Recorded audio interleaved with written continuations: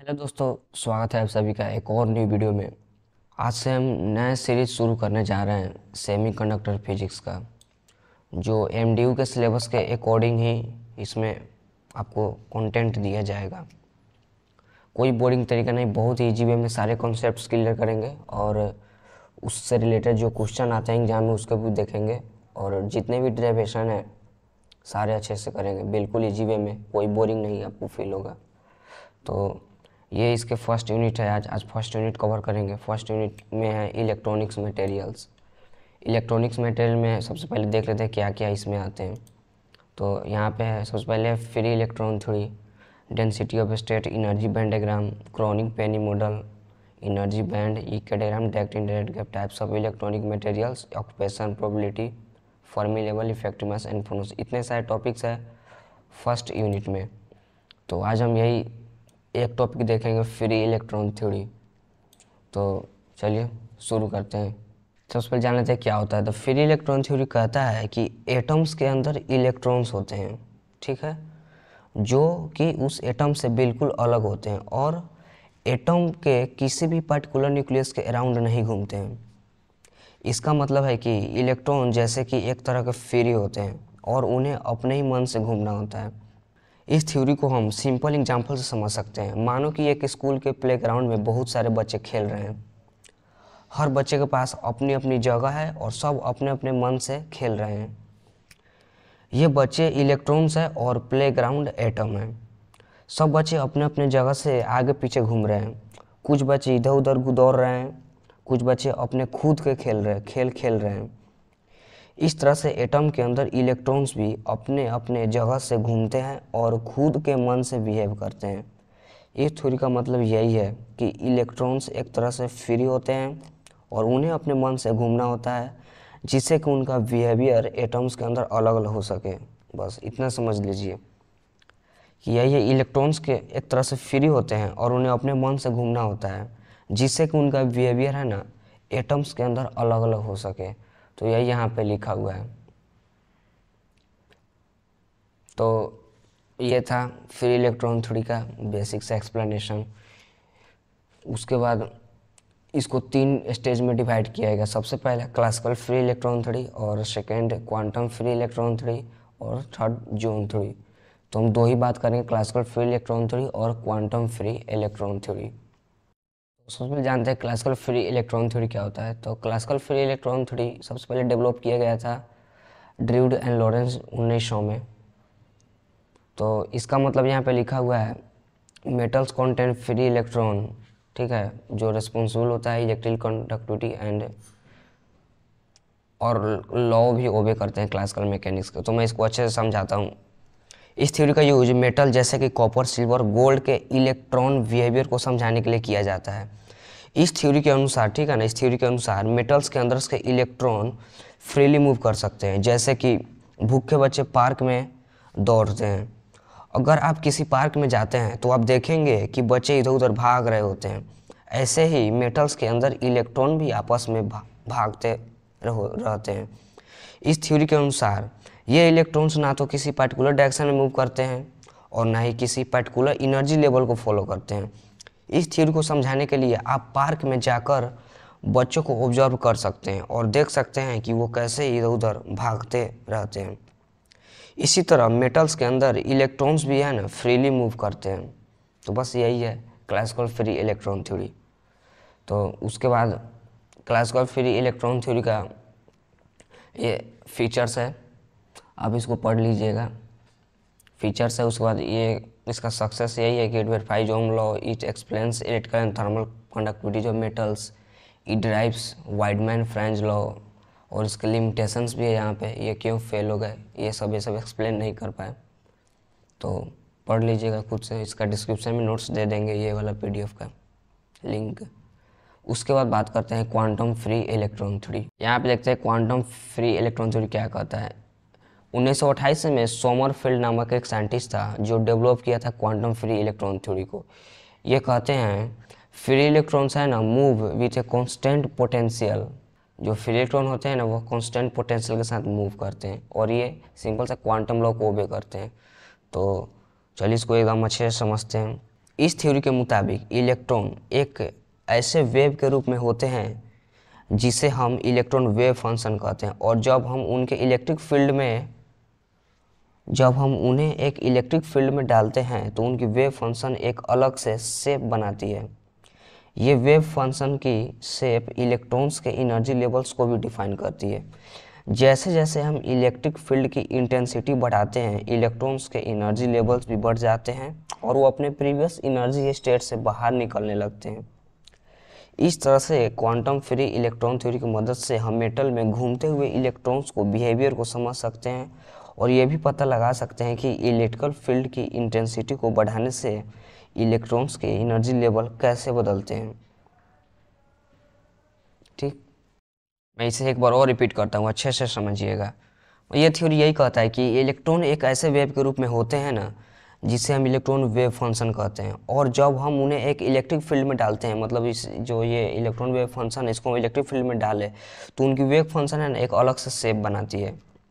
ये wave function की shape electrons के एनर्जी लेवल्स को भी डिफाइन करती है। ठीक, जैसे जैसे हम इलेक्ट्रिक फील्ड इंटेंसिटी को बढ़ाएंगे अब तो इलेक्ट्रॉन्स का एनर्जी लेवल भी बढ़ेगा और वो प्रीवियस एनर्जी स्टेट से बाहर निकलने लगते हैं। इस तरह से क्वांटम फ्री इलेक्ट्रॉन की मदद से हम मेटल्स में घूमते हुए इलेक्ट्रॉन्स को बिहेवियर को समझ सकते हैं और ये भी पता लगा सकते हैं कि इलेक्ट्रिक फील्ड की इंटेंसिटी को बढ़ाने से इलेक्ट्रॉन्स के एनर्जी लेवल भी कैसे बदलते हैं। इस थ्योरी से पता हम यही लगा सकते हैं। तो यहाँ पे यही दिया हुआ है क्या क्या उसने एज्यूम किया था क्वांटम फ्री इलेक्ट्रॉन थ्योरी के अकॉर्डिंग, ये सब चीज़ें हैं, आप लोग पढ़ लीजिएगा इसे। और इसके एडवांटेज यहाँ पे है और इसके डिसएडवांटेज मतलब फेल्योर क्यों हो गई ये सब है, पढ़ लीजिएगा, खुद से नोट्स बना लीजिएगा। तो उसके बाद यहाँ पे है drive the expression for electrical conductivity on the basis of quantum free electron theory.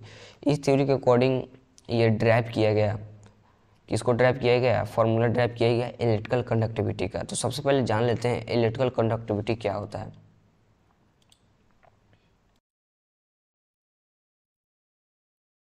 तो electrical conductivity means that some materials allow electricity to flow through them easily. समझ रहे हैं ना, ऐसा मटेरियल जो अलाउ करता है इलेक्ट्रिसिटी को फ्लो हो जाए एजली। इसको ऐसे समझ सकते हैं, it's like how some pipes allow water to flow through them easily. और कुछ ऐसे पाइप जो इजीली ब्लॉक कर देते हैं। जैसे एग्जाम्पल इसके हो गए, metals like copper and aluminium are good conductor of electricity because they have lots of free electrons that can move around and carry an electrical charge। ठीक है, और उसी तरह से बट मटेरियल्स लाइक रबर और plastics are poor conductor of electricity because they don't have as many free electrons to carry the charge. So electrical conductivity is like how easily electron can flow through different materials, just like how easily water can flow through different pipes. और इसके expression आपको मैं बताता हूँ क्या होते हैं।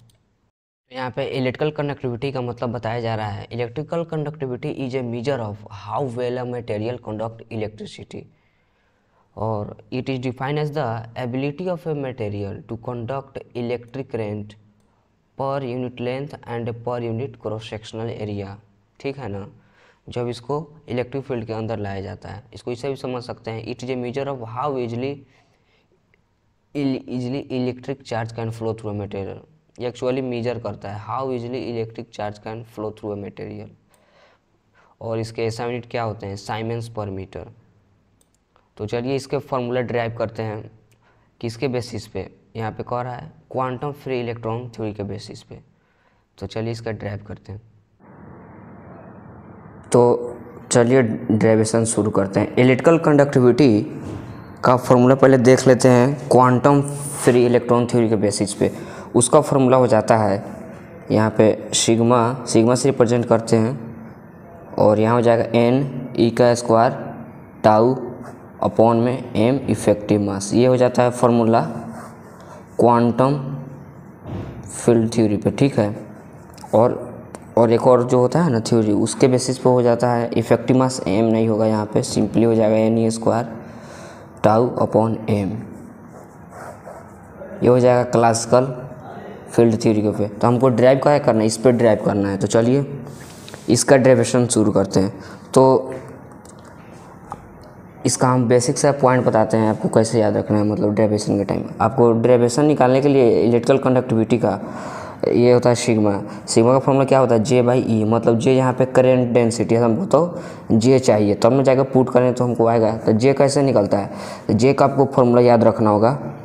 जे अगर प्लैंक कांस्टेंट सब दिया रहे तो N E H upon M का स्टार मतलब इफेक्टिव मास, उसके बाद इनटू डेल्टा के। ठीक है, सबसे पहले इलेक्ट्रॉन हमको ये पता है फार्मूला जे बाई ई, और इसके लिए हमको जे चाहिए तो जे इस तरह निकलेगा। और ये नहीं, जे का फॉर्मूला ये होता है N E H upon M star और डेल्टा के। इसके लिए हमको डेल्टा के चाहिए। तो डेल्टा के निकालने के लिए हम किसका यूज करेंगे? डी ब्रोगली वेवलेंथ का यूज करेंगे। तो यहाँ लिखते हैं according to de Broglie wavelength. ठीक है, इसका फॉर्मूला क्या होता है? Lambda is equal to H by M V, मतलब पी होता है एच बाई पी। ठीक है, तो हम क्या करते हैं, v को इधर लाते हैं, v is equal to H by lambda M. ठीक है, और देखिए अब आपको यहाँ पे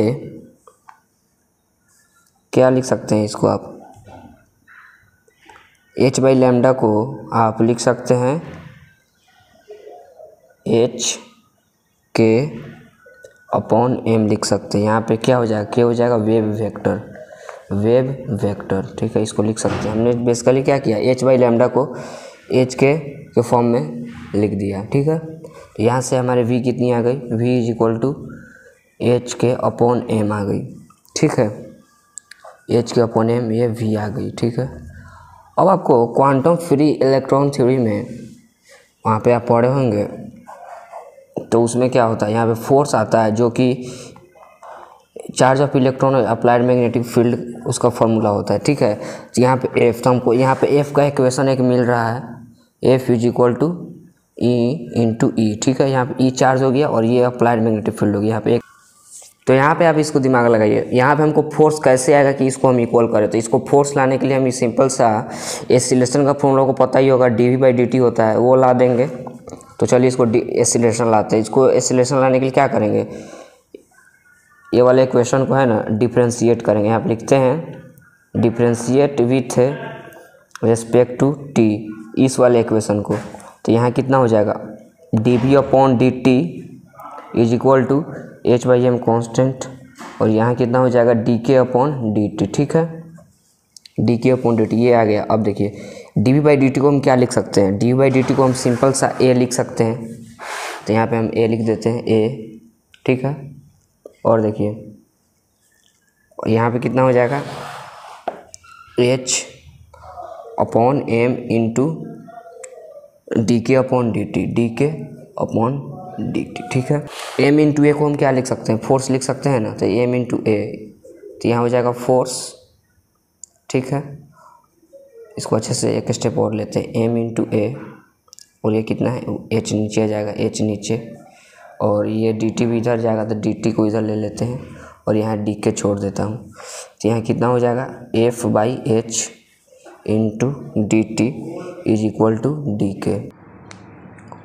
और फोर्स का हमने फॉर्मूला यहाँ पे निकाला था E इंटू ई। ठीक है ना, E इंटू ई, तो E into E upon H, और यहाँ कितना था, D T is equal to D K. अब देखिए हमको डेल्टा के चाहिए, डेल्टा के। ठीक है ना, डेल्टा के हमको निकालना है, तब जाके इसमें ना पुट करेंगे। तो अब देखिए अब क्या करेंगे, सिंपल सा हम इंटीग्रेट कर देंगे, integrating both sides with respect to T, और इसका लिमिट क्या लेंगे, 0 से टाउ लेंगे। ठीक है, 0 से टाउ। तो चलिए इसको हम इंटीग्रेट करते हैं। तो यहाँ पे जो कांस्टेंट है उसको बाहर लिख देते हैं, ई अपॉन एच, और इसका इंटीग्रेशन करते हैं डी टी, इसका लेंगे 0 से टाउ इज इक्वल टू, और इसका इंटीग्रेशन डी के 0 से टाउ। ठीक है, अब देखिए इसका इंटीग्रेशन सिंपल सा कांस्टेंट लिख देते हैं बाहर आराम से, और डी टी है तो टी आ जाएगा यहाँ पे। तो टी की जगह हम क्या लिख सकते हैं, टाउ, एक बार टाउ लेंगे और एक बार -0 लेंगे। लिमिट पुट करने आता है ना, सिंपल सा कैलकुलेशन। और इसी तरह से यहाँ भी के तो इसको हम लिख सकते हैं डायरेक्ट यहाँ पे। एक बार आ जाएगा तो आपका के टाउ और एक बार आ जाएगा के और ये 0। अब आपका कितना आ जाएगा, ये आपका हो जाएगा E/H। इसको लिख सकते हैं टाउ इज इक्वल टू, इसको लिख सकते हैं डेल्टा के। तो हमारी डेल्टा के की वैल्यू इतनी आ गया। जे में पुट करते हैं, जे की मतलब करेंट डेंसिटी, ठीक है। करेंट डेंसिटी का फॉर्मूला फिर से लिख देता हूँ, NEH/M का स्टार इंटू डेल्टा के, ठीक है।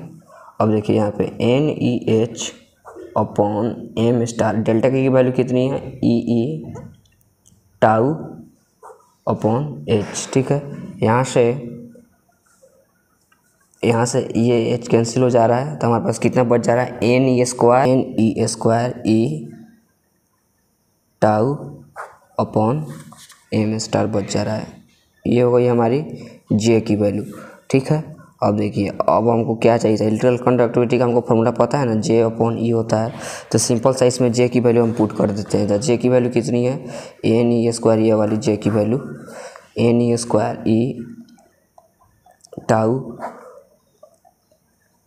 टाउ M स्टार और फिर E है, तो यहाँ पे इस तरह से लिख देते हैं 1/E। यहाँ पे कैंसिल हो गया, तो हमारा फाइनल फार्मूला आ गया NE² tau upon M star, ठीक है।